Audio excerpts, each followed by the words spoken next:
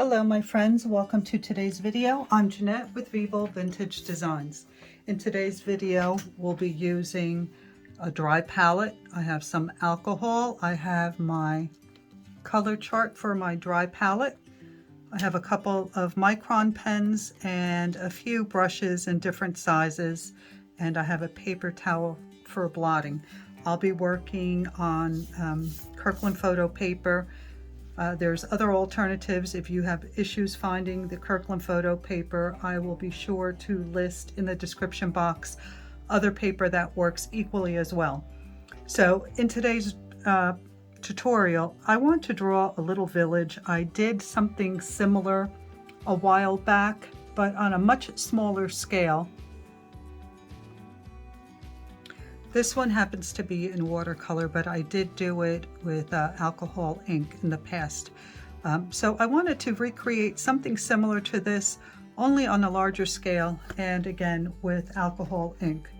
So the first thing I'm going to do is I'm going to begin drawing in my little village, and I'll be using a micron pen. So nothing about this has to be perfect. Your lines don't have to be straight. It's a very whimsical painting, and you should definitely just have some fun with it. So I'm going to draw it out, and then I'm going to fill in the shapes with my alcohol ink, and then I'll be using a different marker to outline and create some more detail in these shapes. So let's begin.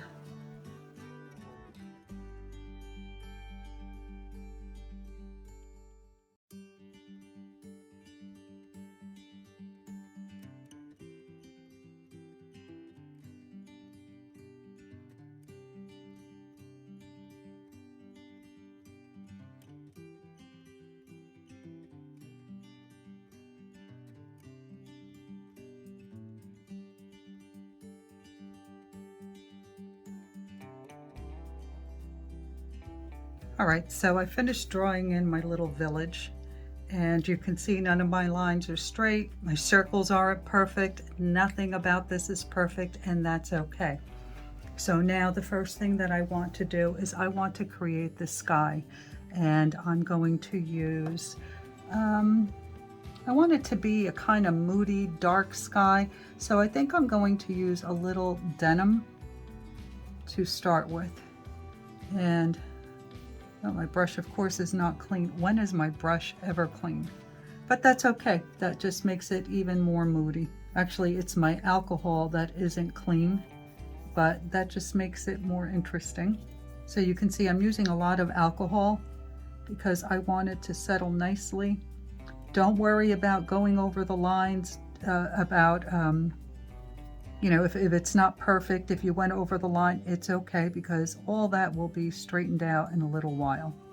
So you can see I'm just going around here and adding some alcohol.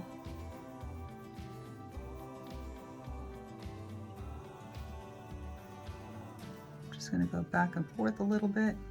Try and get it as smooth as I can, but again, nothing about it has to be perfect. Okay, that's good enough. I'm going to leave that alone.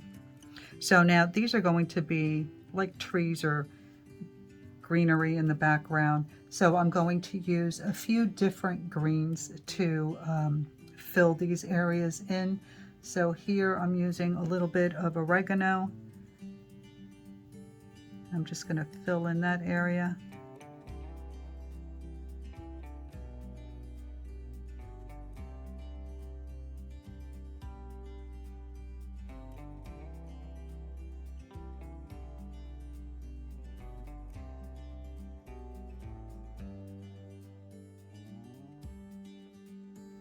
And now I'm going to start filling in my little houses, and I'm going to start at the top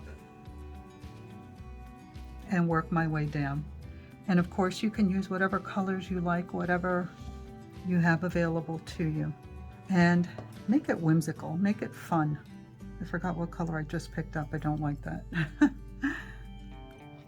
All right, this is dandelion that I'm picking up here. So I'm just going to fill in this section here. and it's okay if your colors blend together. Okay, so you can see that I have finished filling in my houses, and now I am going to take, this is an alcohol pen, and I'm going to use it to clean up some of the areas where I went over. It's not a big deal. You can use a cotton swab, even a micro brush, whatever you have available to you. So I'm just going to try and lift some of the ink off, and then I can start to add my detail, which is my favorite part. So there's not too many areas, it's not too bad. And this is supposed to be whimsical, not perfect, and it's supposed to be fun. All right, I'm going to finish cleaning this up, and then I'm going to show you how I add a little bit of detail. All right, so I've cleaned up my windows, most of them, and now what I'm going to do is some of the windows will be gray to represent that there's no lights on, and others will be painted in yellow to make it look as though there is a light on in the room. So I'm going to clean my brush, and I'm going to grab a little, I think I'll use lemonade for this, and I'm going to paint some of the windows in yellow. Now to do the darker windows, I'm going to use the color Slate. It's just a very light gray, and I think it's perfect for this.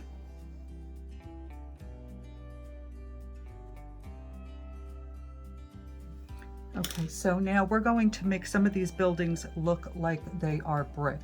Okay, so I have two brushes here. One of them is a tiny angled brush, and the other one is simply a flat brush.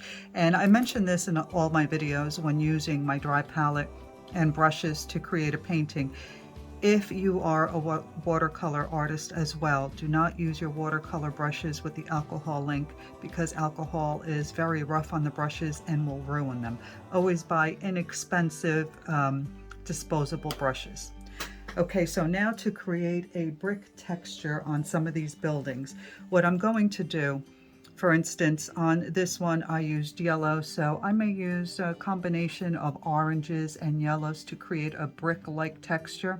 So I'm going to use the small angled brush. I'll dip it in the alcohol and clean it off on my paper towel so it's not very wet. And then I'm going to pick up a little orange or yellow, and all I'm going to do is swipe it. And now let's move on to a different building that we want to make it look like it's brick. I think I definitely want to do this one. So I'm going to pick up a little color Currant on my little angled brush, make sure it's kind of dry, and then I'm going to create my little bricks.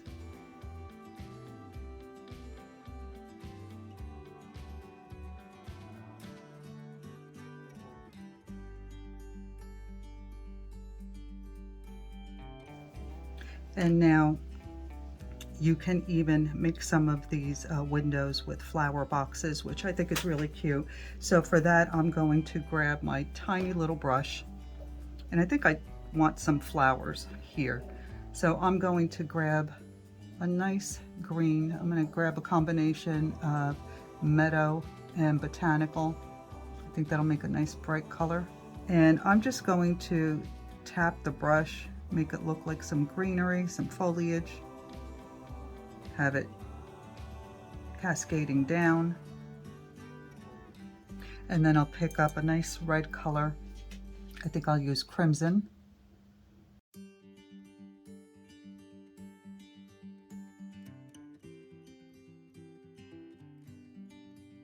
I forgot to mention, now I'm going to be adding a little black. I couldn't find a metallic pen that worked, that had a narrow tip. So I'm going to be using black and white acrylic pens. This one is a Posca pen with a small nib, and this is just an acrylic painter. But I'm going to spray my painting with a little bit of the KAMAR varnish to seal it, so that the white marker does not absorb the color underneath it. Give me a moment and I'll be back. All right, so I gave it a light coat of the KAMAR varnish. So again, I wanted to seal the painting so that when I add the white, and I don't know how much white I'll be adding, but if I do add white, I want to make sure that it's not absorbed by the ink beneath it. And I do want to add some stars. So I'm just gonna dab here and there to add some little stars to my sky. And you can even add a moon if you like. And then you can go ahead and outline whatever areas you would like to have in white, and others you may like in black. And if you have a metallic pen, that would be a lot of fun to use also. And you can add detail as much or as little as you want. And again, don't worry about perfection. Have fun with it. Trying to be perfect takes all the fun out of it. So I've added a little bit of white, and I think that really what I want to do is to outline in black. I think it stands out more. So that's what I'm going to do. Now you can use a Posca pen or you can use micron pens. Either one will work well. Use one with a thicker nib for your outlines.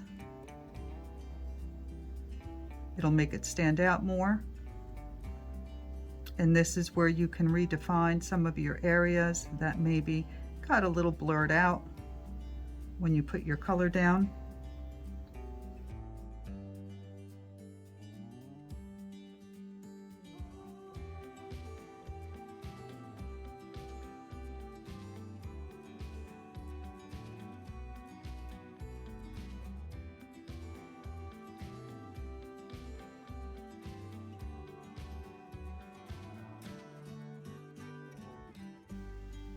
So go around your painting, add your details with the black. I'm going to do the same, and I'll be right back and show you the finished painting. Okay, so you can see that I have outlined some detail here. The more detail you add, the prettier and the more interesting it becomes. So I hope that you enjoyed this, that you give it a try, and that you have some fun with it. It's a nice and different way to use alcohol ink rather than the typical flowers that I make. And I do like to use alcohol ink in a way similar to the way I use watercolors. So usually when I do a watercolor painting, I try to replicate it with alcohol ink just to see if I can. And sometimes I get some really wonderful results and sometimes not so much. But I think this is one of those paintings where I like the results. I like the way it turned out. I think it's really cute, very whimsical and fun. So again, I hope that you give it a try. Take a look in the description box for a link to the products used. And if you enjoyed the video, please give me a thumbs up. Consider subscribing if you haven't already. And of course, if you have any questions, leave it in the comments. I'll always get back to you. And I hope that you consider joining our Facebook group, Vivo Vintage Design Tutorials, where you can post your version of the paintings and techniques learned on this channel. And I almost forgot to do the greatest part, of course, removing the tape. And even if you get some lines like this where it went under the tape, don't worry about it. You can remove most of them using a little alcohol on a blending pen or a cotton swab. Or of course you can always crop your painting if need be. So there you go. I think this is absolutely adorable and I enjoyed doing it. All right, everyone, thank you so much for watching. I will see you in the next video. Bye.